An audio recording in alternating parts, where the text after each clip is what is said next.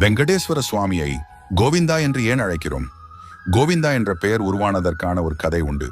ஒரு முறை வெங்கடேஸ்வர சுவாமி அகத்திய முனிவரின் ஆசிரமத்திற்கு சென்று ஒரு பசுவை கேட்டார். ஆனால் துணைவியார் இல்லாமல் பசுவை தர முடியாது என்று முனிவர் கூறினார். பின்னர் ஸ்ரீனிவாசர் பத்மாவதி தாயாருடன் மீண்டும் வந்தபோது அகத்தியர் அங்கு இல்லை.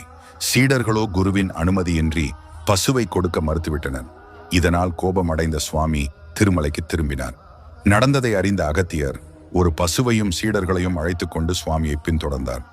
அவர் உரத்த குரலில் கோவிந்தா என்று அழைத்தார். சமஸ்கிருதத்தில் கோவிந்தா என்றால் பசுவை எடுத்துக் கொள்ளுங்கள் என்று பொருள். சுவாமி அதை கண்டுகொள்ளாமல் சென்றதால் சீடர்கள் மீண்டும் மீண்டும் கோவிந்தா கோவிந்தா என்று கூவினர். சிறிது நேரத்தில் சுவாமி திடீரென மறைந்துவிட்டார்.